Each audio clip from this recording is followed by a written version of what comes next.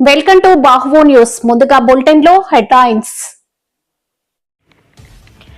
విశాఖపట్నం డివిజన్లో సుమారు 52 bar and రెస్టారెంట్లకు lottery పద్ధతి ద్వారా డ్రా. భారతదేశ ఐక్యత శాంతియుత సైకిల్ ర్యాలీ కార్యక్రమం. వైసీపీ హయాంలో జరిగిన తిరుమల లడ్డు కల్తీ వ్యవహారంలో దోషులను వదిలిపెట్టబోము. డిప్యూటీ సీఎం పవన్ కళ్యాణ్ స్పష్టం. గత ప్రభుత్వ హయాంలో వ్యవస్థలు దిగజారాయి. బీజేపీ రాష్ట్ర అధ్యక్షులు పీవీఎన్ మాధవ్ విమర్శించారు. ఇలాంటివి చేయాలంటే భయపడాలి సీఎం చంద్రబాబు. పెందుర్తి కేంద్రంగా నడుస్తున్న నకిలీ కరెన్సీ దందాను కృష్ణా పోలీసులు బట్టబయలు చేశారు. ఏజెన్సీ నుంచి తమిళనాడుకు గంజాయి రవాణా చేస్తున్న 7గురిని అరెస్ట్ చేసిన పోలీసులు.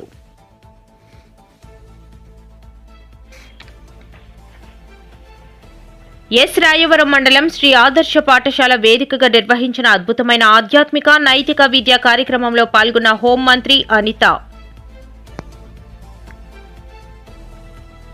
ఎస్ఎఫ్ఐ విద్యార్థి నాయకులు అక్బర్ వినోద్ల పోరాట స్ఫూర్తిని అభినందించిన వి శ్రీనివాసరావు. విశాఖపట్నం డివిజన్ లో సుమారు 52 బార్ అండ్ రెస్టారెంట్లకు లాటరీ పద్ధతి ద్వారా డ్రా తీసినట్లు జిల్లా జాయింట్ కలెక్టర్ తెలిపారు. ఇందులో 27 బార్ అండ్ రెస్టారెంట్లకు అప్లికేషన్స్ వచ్చాయని, మీడియా సమక్షంలో డ్రా తీయడం జరిగిందని, మొదటగా ఎంపికైన వారు ఈ రోజు సాయంత్రం లోపే 80.5 lakhs సెక్యూరిటీ డిపాజిట్ చేయవలసి ఉంటుందని తెలిపారు. గవర్నమెంట్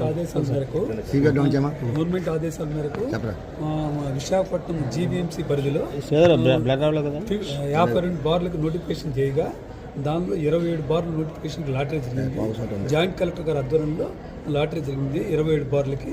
మిగతా 24 బార్లు కూడా మళ్ళీ నోటిఫికేషన్ ఇస్తాము. అది 27 బార్లకి లాటరీ జరిగింది. 27 బార్లు సక్సెస్ఫుల్ అప్లికెంట్స్ ఈవినింగ్ లోపల 18,75,000 రూపీస్ పే చేయాలి. ప్లస్ వాళ్ళకి ప్రొవిజన్ లైసెన్స్ ఇస్తాము. ప్రొవిజన్ లైసెన్స్ ఇచ్చిన తర్వాత వాళ్ళు సర్టెన్ ప్రిమిసెస్ తగ్గట్టుగా రూల్స్ తగ్గట్టుగా ప్రిమిసెస్ సెలెక్ట్ చేసుకొని వాళ్ళు వ్యాపారం చేసుకోవచ్చు రేపు నుంచి. Okay sir, thank you. Payment అయిపోయిన తర్వాత ప్రొవిజన్ లైసెన్స్ ఇస్తాము. ప్రొవిజన్ లైసెన్స్ ఇచ్చిన తర్వాత వ్యాపారం కంటిన్యూ చేసుకోవచ్చు. 1 month లోపు వాళ్ళు మిగతా రిమైనింగ్ అమౌంట్కి బీజీ ఇవ్వాలి. అది ఈ బార్ పాలసీ 3 years వరకు బార్ పాలసీ. సార్ ఇప్పుడు ఏ ఏరియాకి వస్తారు? మొత్తం జీవీఎంసీ ఏరియాని కార్పొరేషన్ ఏరియాలో ఎక్కడైనా పెట్టుకోవచ్చు. సార్ దీని రూల్స్ అన్ని 27 మంది ఆదాయారు, 27 మంది ఓకే మేడం. అందరికీ నమస్కారం. ఈరోజు విశాఖపట్నం డివిజన్లో మనము దగ్గర 52 నోటిఫైడ్ బార్ అండ్ రెస్టారెంట్స్ అంటే 2B బార్స్కి మనకి ఈరోజు డ్రా తీయడం జరిగింది.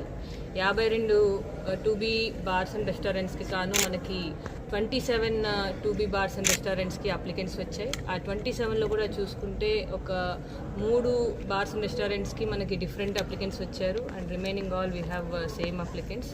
సో మీడియా సమక్షంలో అందరి సమక్షంలో ఈరోజు డ్రా తీయడం జరిగింది.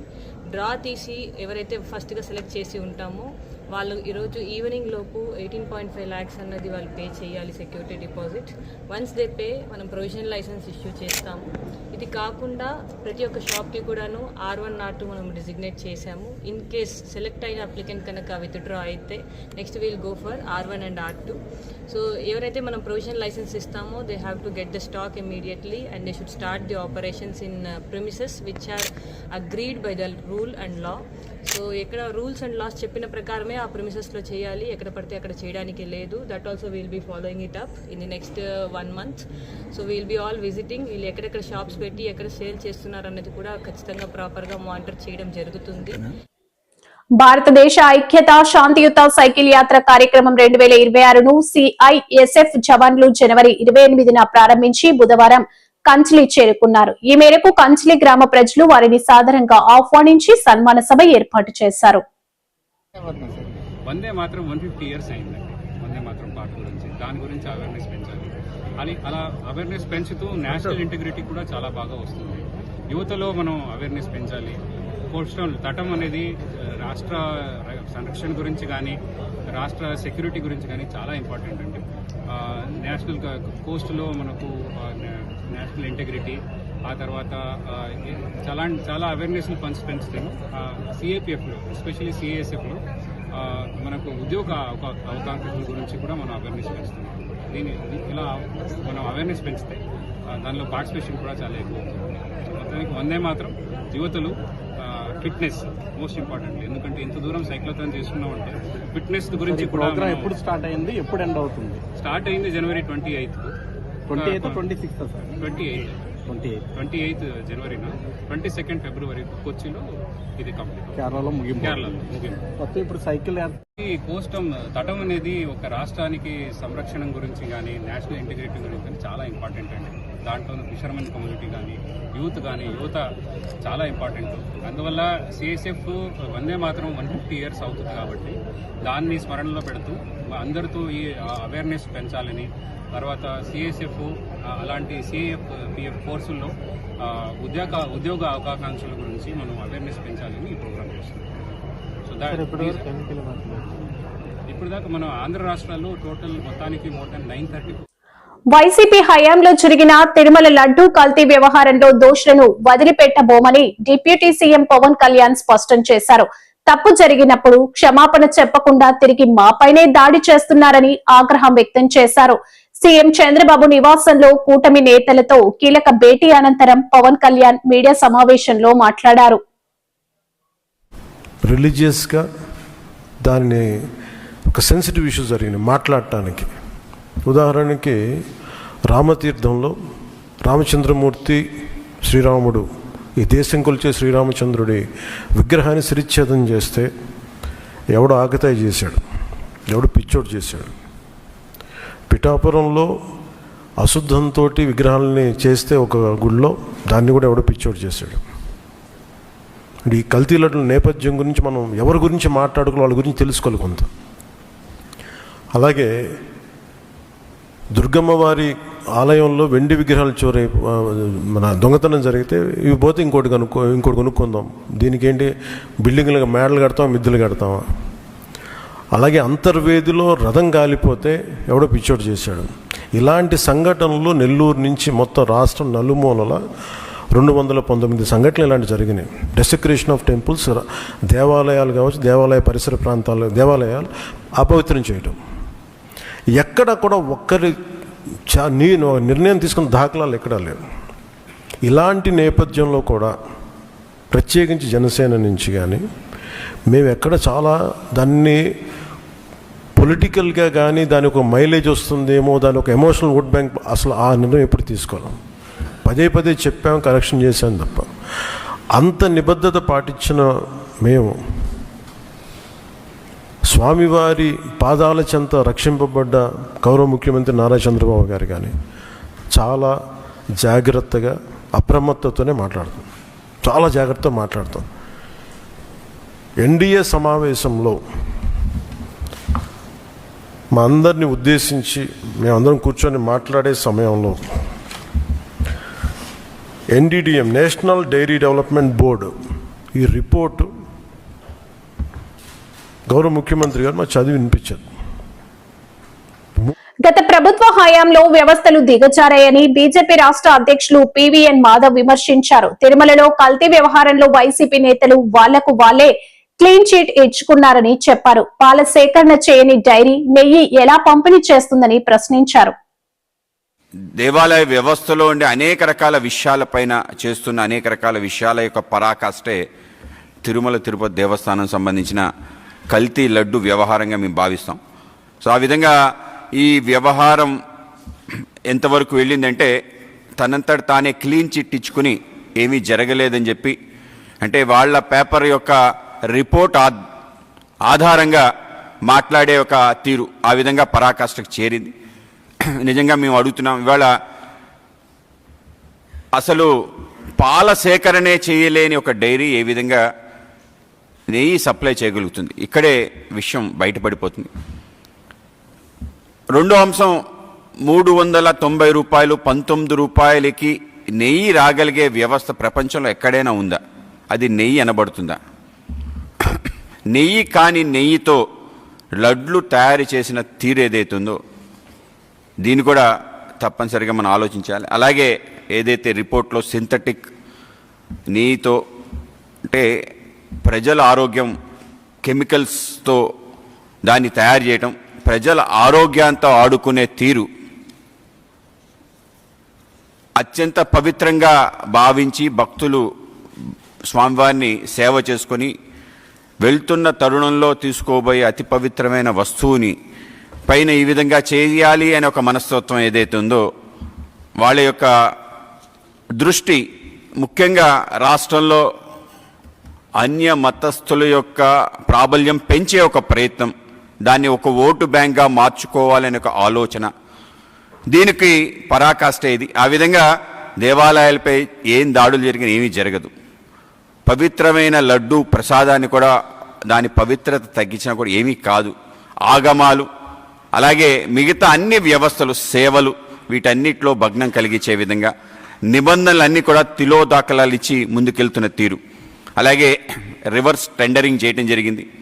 ఏ విధంగా నిబంధనలు అనేవి తుంగలో తొక్కి అనేక రకాల పేరాలు మార్చి ఎవరికైతే అర్హత లేదో అర్హత లేని వాళ్ళని తీసుకురావటం, కేవలం తిరుమల తిరుపతి లడ్డు విషయాన్ని కాదు, అనేక రకాల విషయాల సేకరణ కాదు, రాష్ట్ర వ్యాప్తంగా జరుగుతున్న పెద్ద పెద్ద ప్రాజెక్ట్స్ దగ్గర కూడా అక్రమార్కులకి ఈ విధంగా ఇచ్చే ఒక ఇలాంటివి చేయాలంటే భయపడాలి. ఫామ్ ఆయిల్, కెమికల్స్ తో కల్తీ నెయ్యి తయారు చేశారని సిట్ నివేదిక ఇచ్చిందని సీఎం చంద్రబాబు పేర్కొన్నారు. వైసీపీ హయాంలో చాలా అపచారాలు చేశారు, మళ్లీ ఎదురుదాడి చేసే ప్రయత్నం చేస్తున్నారు. ఒక కరడు గట్టిన నేరస్తుడి తరహాలో నిన్న ఆయన అబద్ధాలు చెబుతున్నారు. ఇలాంటివి చేయాలంటే భయపడే పరిస్థితి రావాలని సీఎం చంద్రబాబు అన్నారు. ఆ రోజే ఆనాటి చైర్మన్ టీటీడీ ఆదికేశులు గారు 1 కోటి రూపాయలు ఫస్ట్ విరాళమిస్తే దాన్ని అక్నాలెడ్జ్ చేసి అనౌన్స్ చేసి కొండపై పోయేటప్పుడు దగ్గర 23-24 క్లేమోర్ మైన్స్ నా మీద ప్రయోగించడం, కొన్ని క్లేమోర్ మైన్స్ వచ్చి నా కారు కొట్టడం. ఆ రోజు కూడా ఒక పవిత్రమైన రోజు అది, ఎందుకంటే బ్రహ్మోత్సవ సందర్భంగా ప్రభుత్వ లాంఛనాలు దేవునికి ఇచ్చే సందర్భం. అక్కడి నుంచి మామూలుగా అయితే బతికే సమస్య లేదు. అది నాకు పునర్జన్మ. సాక్షాత్ వెంకటేశ్వర స్వామి దిగొచ్చి నన్ను కాపాడాడు తప్ప లేకపోతే ఏ విధంగా కూడా బ్రతికే సమస్య లేదు. అలాంటివి చూసినప్పుడు దేవుడిని నమ్మకుండా ఉండలేము. ఒకప్పుడు ఇదే అసెంబ్లీలో 2 కొండలు 7 కొండలు కాదంటే మేము అనునిత్యం 7 కొండలవాడ వెంకటరమణ గోవింద గోవింద అంటూ నడుచుకుంటూ వెళ్ళేవాళ్ళం. ఆ విషయం జ్ఞాపకం చేశాను. ఇది భక్తుల మనోభావాలు, భక్తుల మనోభావాలతో ఆడుకోవద్దండి అని చాలా స్పష్టంగా చెప్పాం. గడిచిన 5 సంవత్సరాలు వీళ్ళ ప్రవర్తన పరాకాష్ఠకెళ్ళింది. వీళ్ళ అధికారం ఉన్నప్పుడు రాముడి తల తీసేస్తే నేను అక్కడికి పోయి అడగడానికి, వాస్తవాలు చూడడానికి పోతే తిరిగి నా మీద కేసు పెట్టారు. అంతర్వేదిలో రథం తగలబడిపోతే అడిగితే కంతిరీగలు కాల్చాయి, అంతేగాని ఎవరికి సంబంధం లేదని. ఆంజనేయుడి తోక కట్ చేసి పగలు కొడితే అడిగితే ఆ రోజున్న పాలకుల యొక్క గర్వం చూస్తే బొమ్మే కదా, ఏమైపోతుంది, మళ్ళీ ఇంకో బొమ్మ పెట్టుకోండి అని మాట్లాడారు. అదే మరి ఇవన్నీ జరుగుతూ ఉంటే చర్యలు తీసుకోకుండా తిరిగి మా పార్టీలపైనే బ్లేమ్ చేయడం మొదలుపెట్టారు. మేమే చేసి మేమే ఎన్ని బయట పెడుతున్న పరిస్థితికి వచ్చారు. తిరుమల ఈరోజు ఏదైతే చెప్పారో ఈరోజు వచ్చింది కాదు. పెందుర్తి కేంద్రంగా నడుస్తున్న నకిలీ కరెన్సీ దందాను కృష్ణా పోలీసులు బట్టబయలు చేశారు. 30,000 అసలు నగదు ఇస్తే 1,00,000 నకిలీ నోట్లు మీ సొంతం అంటూ ఆశ చూపుతూ మోసానికి పాల్పడినట్లు ఎస్పీ విద్యాసాగర్ వెల్లడించారు. ఈ కేసులో పెందుర్తికి చెందిన ప్రధాన నిందితుడు రంజిత్ సింగ్ తో పాటు మరో 2 అదుపులోకి తీసుకున్నట్లు బుధవారం తెలిపారు. ఈ రోజు మనం crime number 57/26 under section 179, 180 red with 35 BNS కింద మనకి కృత్వెన్ను పోలీస్ స్టేషన్లో ఇది నమోదు చేయడం జరిగింది. దీంట్లో భాగంగా ముందర ఇనీషియల్గా మాకు ఒక వైన్ షాప్లో ఒక 2 500 రూపీస్ నోట్స్ ఒకళ్ళు ఫేక్ నోట్స్ ఇచ్చారన్నట్టు వాళ్ళు గుర్తించి మాకు వచ్చిన ఇన్ఫర్మేషన్ మేరకు ఈ ఎఫ్ఐఆర్ నమోదు చేసి దీనిలో భాగంగా మెయిన్గా మన మచిలీపట్నం డిఎస్పీ గారు, అదేవిధంగా బందర్ రూరల్ సిఐ గారు, కృత్వన్ ఎస్ఐ అండ్ వాళ్ళ టీము మనకి వీళ్ళంతా కూడా 2 టీమ్స్ కింద డివైడ్ చేసుకుని ఈ ఫేక్ నోట్స్ ఎవరైతే సర్క్యులేట్ చేశారో అతన్ని విచారించి అతని దగ్గర నుండి వచ్చిన ఇన్ఫర్మేషన్ అదేవిధంగా టెక్నికల్ అనాలిసిస్ బేస్డ్గా ఒక 3 గుర్తించడం జరిగింది.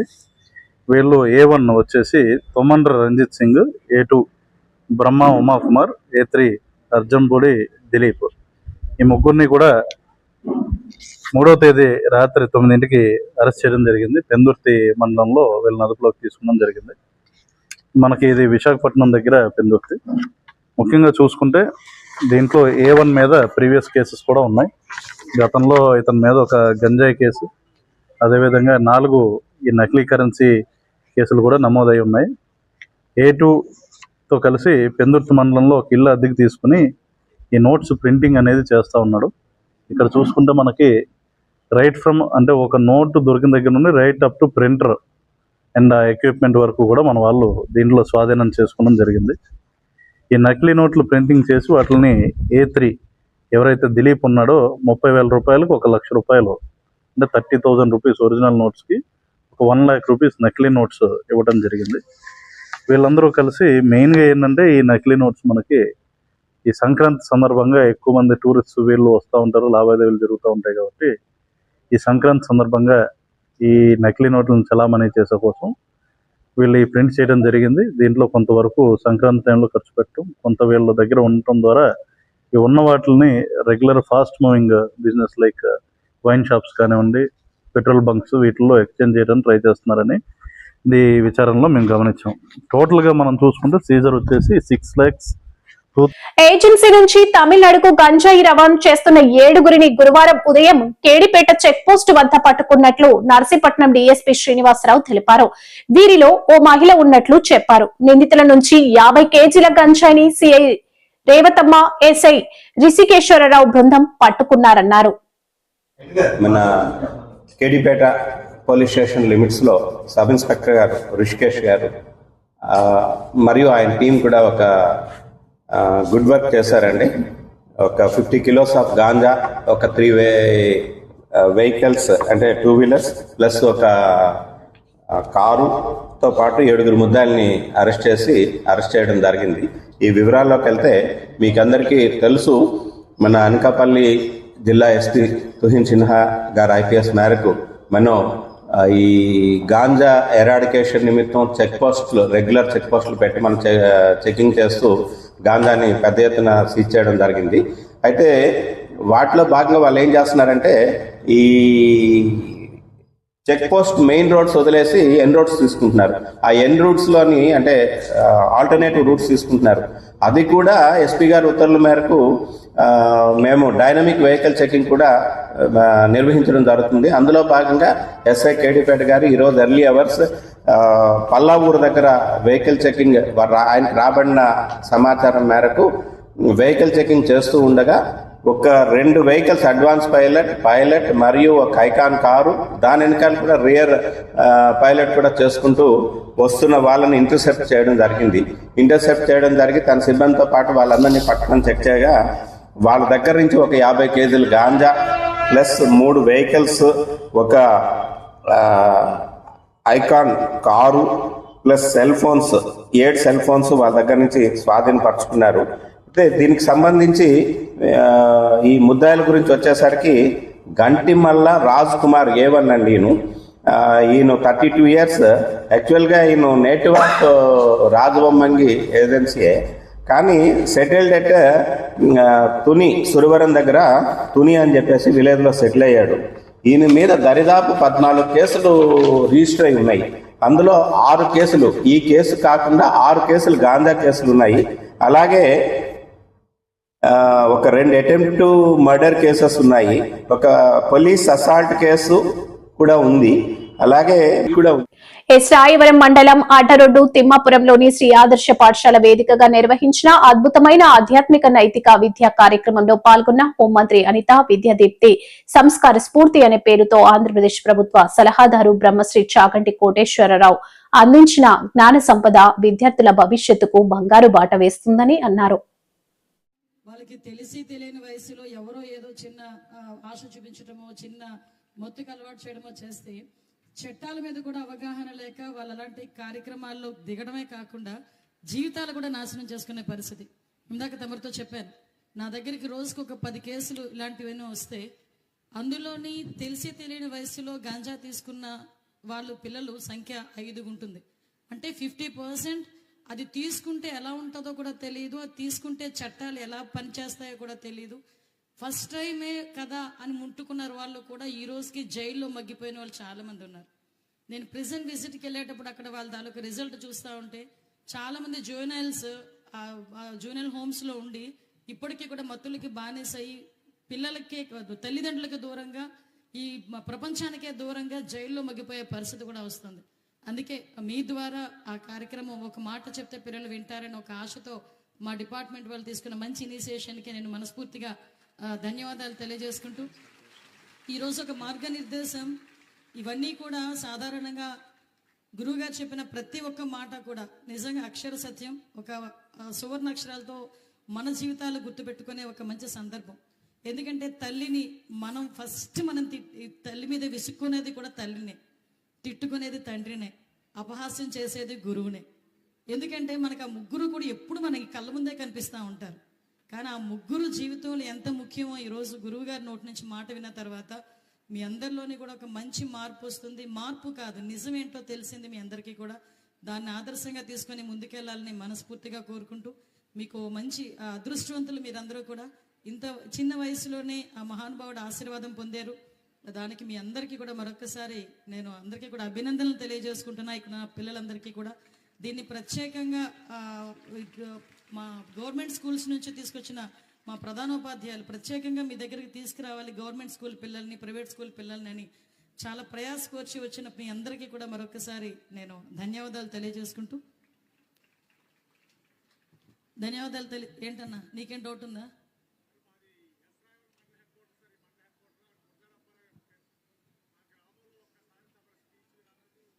ఎస్ఎఫ్ఐ విద్యార్థి నాయకులు అక్బర్ వినోద్ల పోరాట స్ఫూర్తిని అభినందించిన వి శ్రీనివాసరావు తిరుపతిలోని మోహన్ బాబు యూనివర్సిటీ ఫీజుల దందాపై గలం విప్పి కిడ్నాప్ కు గురైన ఎస్ఎఫ్ఐ నేతలను విజయవాడ సిపిఎం రాష్ట్ర కార్యాలయంలో రాష్ట్ర ప్రధాన కార్యదర్శి వి శ్రీనివాసరావు పరామర్శించి విషయాలు అడిగి తెలుసుకున్నారు.